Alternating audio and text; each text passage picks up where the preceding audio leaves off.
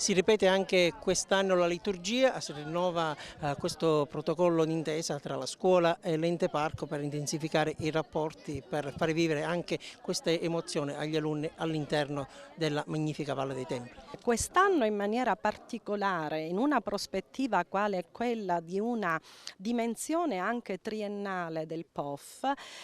partire dal rapporto con gli enti presenti nel territorio, partire dalla programmazione territoriale dell'offerta formativa, significa progettare e programmare i percorsi didattici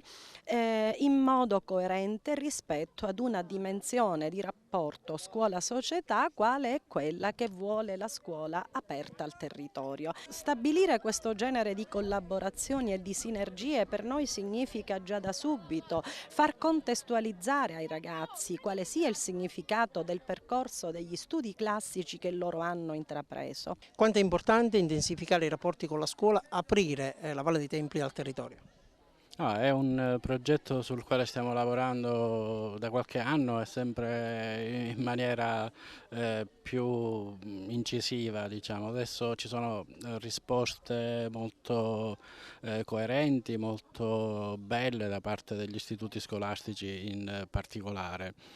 Quello con il liceo classico è il consolidamento, diciamo, di un rapporto che già ci ha visto partecipi negli anni passati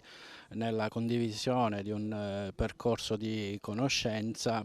che arricchisce l'offerta didattica della scuola, ma dal nostro punto di vista è un'attività di tipo promozionale rivolta alle giovani generazioni, assolutamente fondamentale nella prospettiva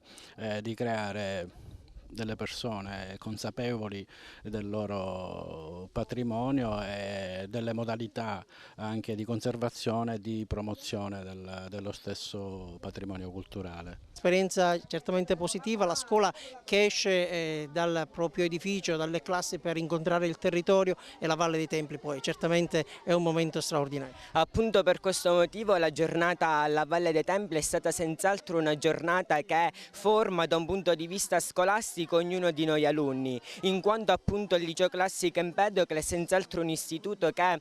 propone un'informazione classica molto ampia e grazie appunto ai professori che hanno fatto in modo che questa giornata si possa realizzare siamo riusciti ad entrare nella mentalità dell'antica Grecia, quindi nella mentalità classica. Una giornata splendida, siamo andati alla Valle dei Templi e abbiamo visitato